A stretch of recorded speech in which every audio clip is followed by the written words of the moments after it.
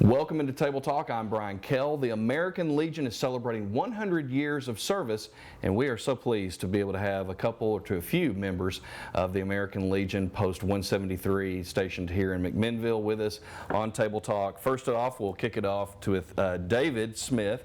He's the Veteran Service Officer for Post 173 and Warren County, and we'll get into more about that in just a little bit. And then PR and Second Vice Commander for Post 173, Harold Lough. Guys, welcome. Thank you. Thank you. Thank y'all for being here. I know Harold's no stranger to some of us folks here. We're classmates in the Warren County Leadership 2019 class. So, absolutely. Yeah, so great to have you guys. David, I'm going to start with you. For folks that do not know, because there's a lot of different veterans groups out there that do great work, tell us about the American Legion. And I'll start just what you just said there, Brian. There are a lot of different veteran organizations here. Many of our members are also cross members with some of those other ones, and we all work together. So I started off by saying that. But the American Legion itself was the first veterans organization chartered by Congress in 1919. And so they kind of not make the rules, but you know, whenever there's congressional changes or thing, it has to go through Congress, which was what we just had with the Legion Act here recently. So.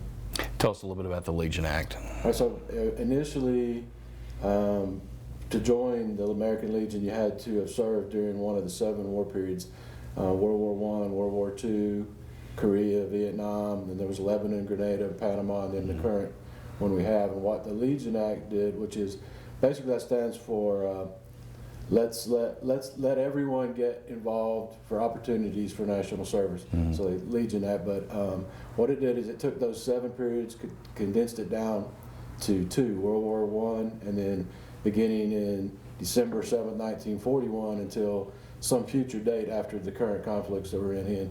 So it's 2 periods now, and anybody that served during those 2 times is eligible to join the American Legion.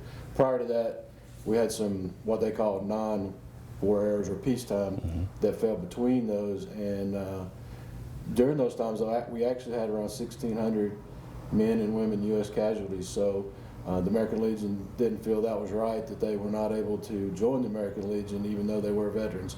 And so that was why the act was passed, and Congress signed that this past month, or excuse me, in June. And so now, you know, anybody that served during any of that time can join the American Legion. So you've kind of touched on it a little bit, and so membership used to be kind of in certain segments, I guess, that you do it by. So right now, if somebody's interested and they've served, it's pretty easy to be able to join the American Legion. So talk about those I think there's a couple of different rules that you got to have to be able to join, right? Yeah, absolutely. So of course, anyone in World War I, which I don't think we have a lot of those people, but. So anybody who served since December 7, 1941, which is the beginning of World War II, until now is eligible to join the American Legion. Honorably discharged, though, right? Honorably discharged. Okay, good deal. So for folks that are out there that are interested in that or have loved ones that are not members, definitely would encourage them to be able to get involved. And like I said, couldn't be a better time to be able to get involved in something like this with 100 years coming in to this year and celebrating that. I would like to add something. Yes, to that. absolutely. I was throwing it to you right now. The veteran also has to have an honorable discharge, and that's the DD Form 214. Okay. All veterans receive those. And on the Legion Act, my wife now is a Legionnaire with American Legion Post 173. She fell in the gap period. So maybe in our district we might have the first female to do that. We have other females in our American Legion, but they fell in, with the times that they could become a member. David, as far as you touched on some of the things that y'all are involved with, but when you've been around 100 years, history is very important, and this was set up, if my history is correct, probably a year or less right after World War I was over with. And so tell us about that, this from a history perspective, just the American Legion, and both a little bit of past and then currently what else happening on the national level, I guess. Okay. So I think I mentioned it earlier, but Congress chartered the American Legion in 1919. And as you said, it was a group of World War I veterans who got together and got that started. In 1921, August of 1921, the efforts of the American Legion led to the formation of the Veterans Bureau, which is now what we call the VA, or Veterans Administration. And so that's how important the work of the American Legion is, to introduce bills and get things happening through Congress. And some of the things that we do, on top of that, we have a big push for like veteran suicide, because no matter what the rate is, or how many they count, there's a thing going around, 22 a day. But as far as the American Legion is concerned, one life lost to suicide is too many. We also have a big push for fully funded military and our defense. We lobby Congress and them to keep that going, not only for troops, but also for equipment they need, and then also women veterans health care, because the women veterans is the fastest growing demographic in veterans, especially with the Operation Enduring Freedom, Iraqi Freedom, and such. So they make up 11.6% of the veteran population now. So American Legion is very interested in women's health care issues and try to push those through with the VA. So that's some of the things we have going. Yeah, that's a lot. That's a lot. I know that each one of those, I guess, especially on the suicide prevention side, I mean, that's a story that just breaks your heart as far as that. And so the work that y'all do in that, thank you for that, being the son and grandson of a veteran. Harold, I know something that is very important to the American Legion are you all have some pillars that are very key. We have 4 pillars, but actually 5. Okay. The 4 that we operate under at the normal unit level or the organizational level here is national defense, veterans affairs, Americanism, and youth. You take like the youth right there, we do that with the children around here, we do it with the family members, we do it with the junior ROTC. I've even tried to bring this up in there to the families and people with the Warren County Young Professionals, because the youth is everybody. The churches know about it, and we do several different things with that. National Defense is also ROTC here locally. Americanism is probably the biggest one right there. We do a lot of things with Americanism.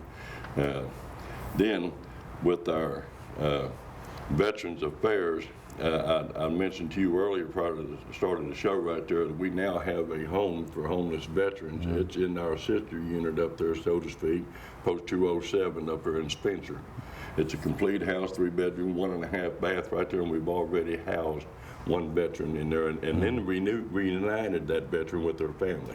Amazing. So we work as a community, we work with other veteran organizations. We just don't stick with the American Legion. We work with the Vietnam Veterans of America, the Marine Corps League, and all them that's around here, the VFW. The VFW is a big access to it on the Honor Guard.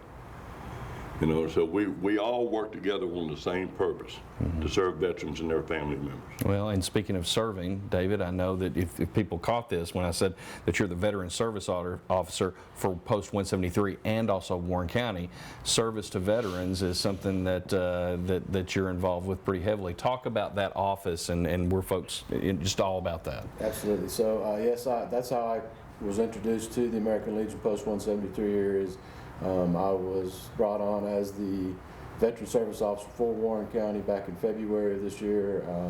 That position is trained and supported by the Tennessee Department of Veteran Services.